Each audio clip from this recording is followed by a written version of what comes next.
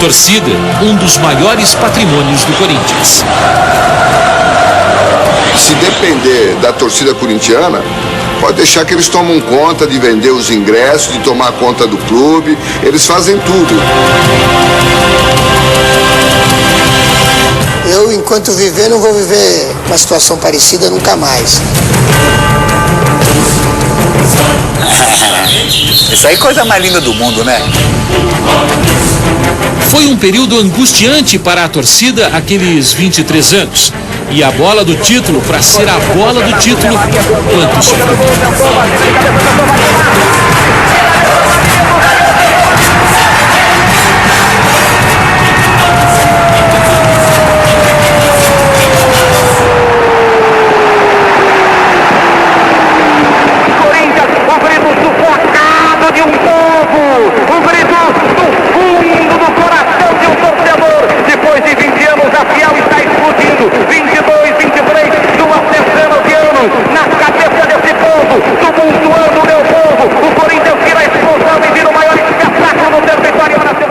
Se o gol do título foi difícil, chegar até ele muito, mas muito mais.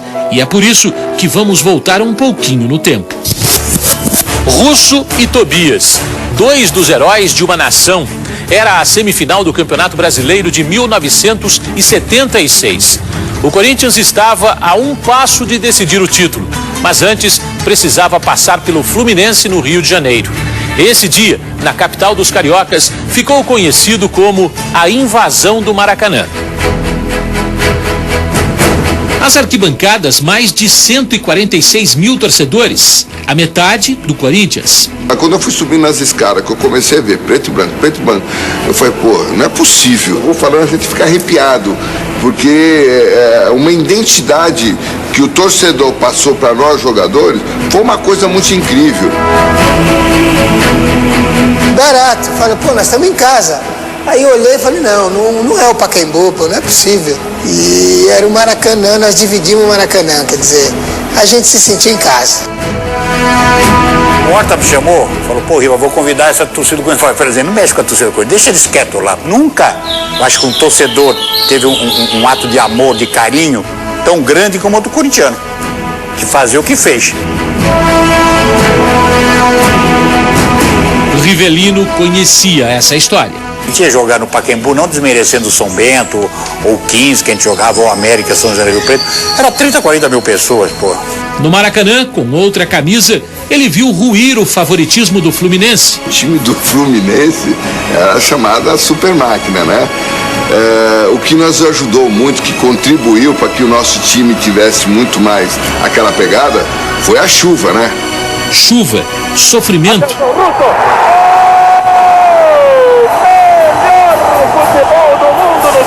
E aí nas penalidades fomos mais felizes e aí saímos vitoriosos de lá.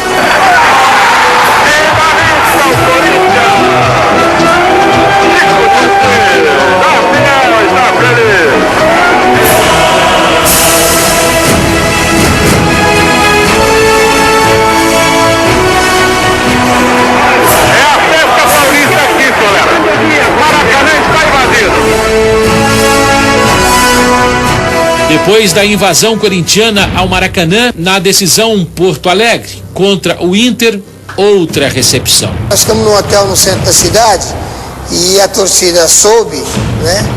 E ficaram a noite inteira estourando rojões na nossa janela. Nos vestiários, por exemplo, uma nuvem de inseticida, a gente não chegava daqui a aí. Ficou mais torcedores do lado de fora do que praticamente conseguiram entrar. E uma decepção. Inter, a 12 minutos, 2-0. Começava 1977, Campeonato Paulista.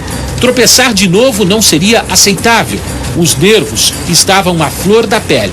Tudo começou quando nós perdemos aqui pro Guarani, no Pacaembu, onde o seu Vicente entrou chutando porta, cadeira, todo nervoso. Ali foi o pontapé inicial. Quando ele entrou, a gente estava tomando um banho, ele falou, ó, nós vamos buscarmos essa classificação. Nós não vamos perder mais nada e eles vão tropeçar, que seria o time de São Paulo.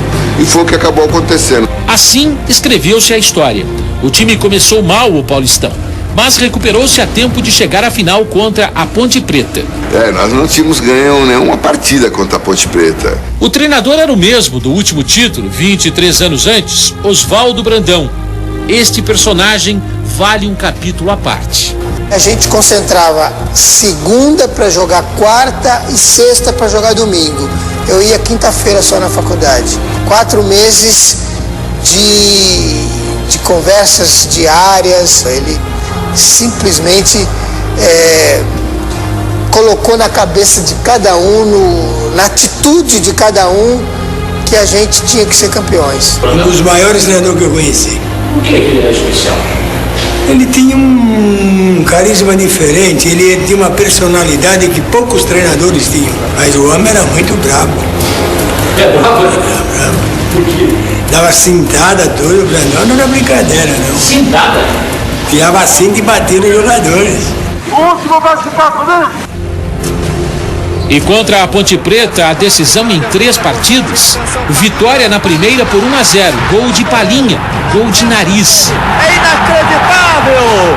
13 minutos, Corinthians 1-0. Bastava agora um empate para o título. No Morumbi, recorde de público até hoje. 140 mil pessoas, uma derrota e um drama. 2-1 para a Ponte Preta.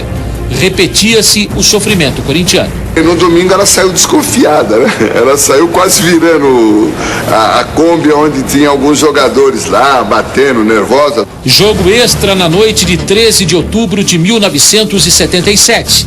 O empate ainda era do Corinthians e estava empatado até os 36 minutos do segundo tempo. Naquele instante que o Vaguinho chutou, como o Morumbi era feito assim, aquele ferro que segura a rede, eu pensei que a bola tivesse batido e voltado. Mas como ela voltou, eu vi o Vladimir absoluto, né? Eu falei, pô, saiu o gol, normal. Pum! Dei uma cabeçada, fiz uma força que eu fiquei uma semana literalmente com uma dor, um torcicolo tremendo. Por alguns segundos, nosso pai lá em cima falou: não, eu acho que é o Vladimir que vai fazer. Não, é melhor o Basílio.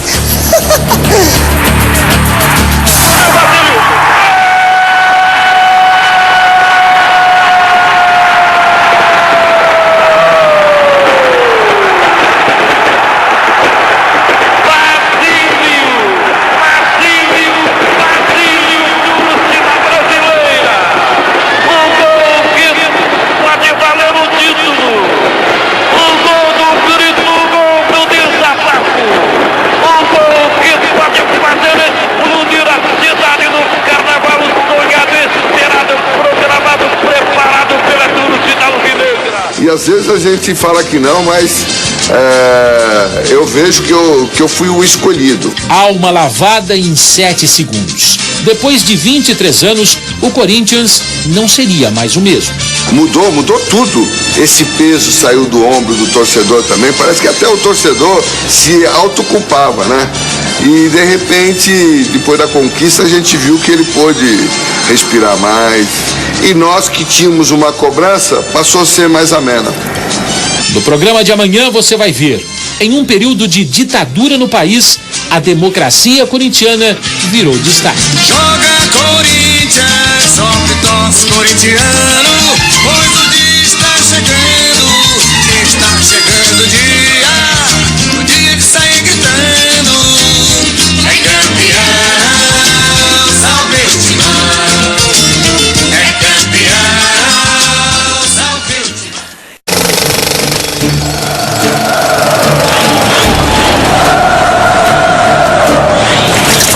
O Corinthians, ele representa tudo na minha vida, né? Representa não só pra mim, pra minha família. É uma coisa difícil de falar, entendeu? É muito difícil você poder expor, só podemos sentir o que é o Corinthians.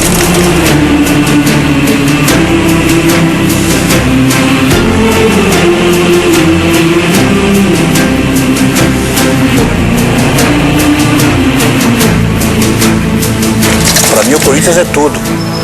Para mim o Corinthians foi a coisa principal da minha vida, porque Deus me deu o dom de jogar bola.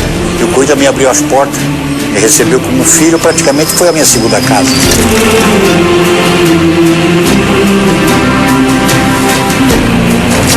Uma nação, sempre foi, sempre vai ser. Isso é uma bandeira. Depois da bandeira do Brasil tem a bandeira do Corinthians.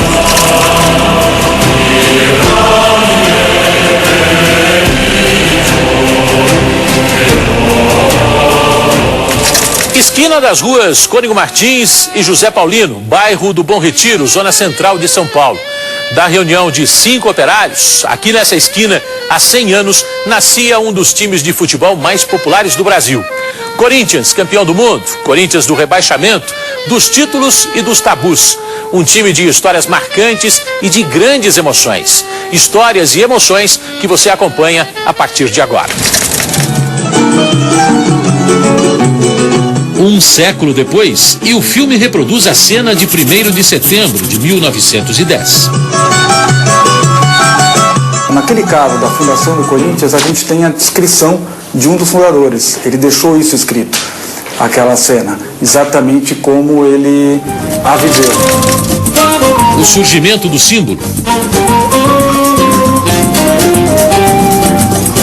As primeiras cores, bege e preto. O bege logo desbotou.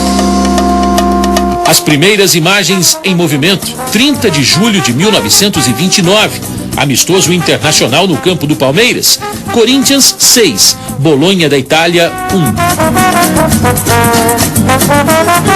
E as primeiras conquistas, na década de 50, o Corinthians tinha um time invejável, ganhou 3 títulos do torneio Rio-São Paulo, 2 estaduais, e tinha craques inesquecíveis, como Luizinho, Baltazar e muitos outros. Luizinho não aparece mais. Baltazar era o melhor centroavante que tinha. Ele saltava para cabecear, até música fizeram pro Baltazar, diz que a Baltazar salta o cabecinha 1-0 no placar, né?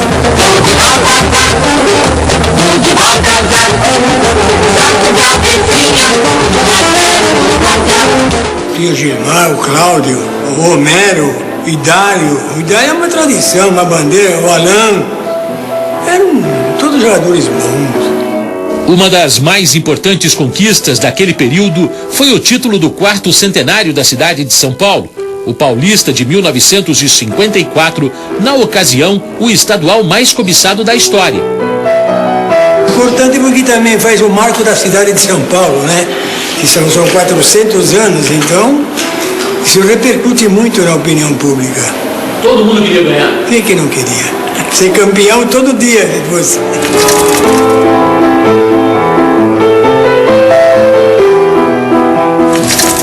A partir de 1954, o Corinthians amargou a enorme fila. 23 anos sem título. Um período de cobranças e apoio, não necessariamente na mesma ordem. E realmente era uma pressão. Isso aí faz parte, até hoje, né? O Corinthians porque é Corinthians, Flamengo, time de massa, né? O Corinthians ainda era maior ainda porque por causa do título, era o Paulista. A preocupação, a busca era o Paulista. Pelé! Para dificultar as coisas, os adversários eram suficientemente fortes, a ponto de aumentar a angústia. Todos os times que na época, pelo menos disputando que era a força capaz, sempre foi melhor que o Corinthians. O Corinthians era inferior. O Corinthians ficou 11 anos sem vencer o Santos de Pelé. Em 6 de março de 1968, quebrou essa escrita, 2-0.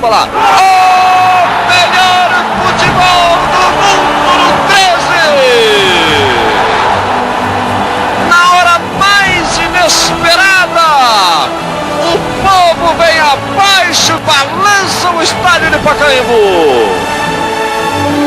Mas continuava o tabu da falta de conquistas. A pressão era tão grande que o Corinthians chegava perto de botar um ponto final nessa longa fila, mas derrapava na hora H. Foi assim em 1974. A final do Campeonato Paulista contra o Palmeiras foi o final de uma trajetória. Foi o fim para Roberto Rivelino, um dos maiores atletas da história do clube. Não caiu em cima de ninguém, só caiu em cima do Rivelino.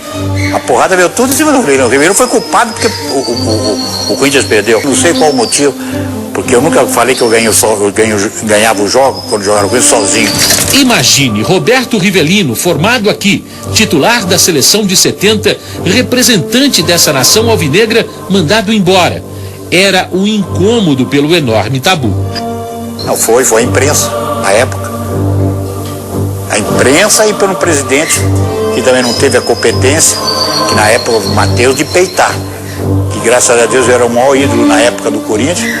Chegava e falava, pô, não, pelo amor de Deus, o que vocês estão falando com o Rivelino? O Rivelino é prata da casa, nasceu aqui. Mágoa e paixão. O tabu nunca afastou os corintianos do estádio, muito pelo contrário. São 20 anos de espera, devoção e muito amor. Rivelino foi embora levando essa certeza. A gente ia jogar no Pacaembu, não desmerecendo o São Bento, ou 15 que a gente jogava, ou América, São José do Rio Preto. Era 30, 40 mil pessoas, pô, no jogo, porque cada jogo era um jogo para um título, né? Amanhã você vai ver o fim de uma espera de mais de 2 décadas. O apoio de uma das torcidas mais apaixonadas do Brasil. Não desanima jamais. Ai, Corinthians, cachaça do torcedor, colorido em preto e branco, sem preconceito de cor.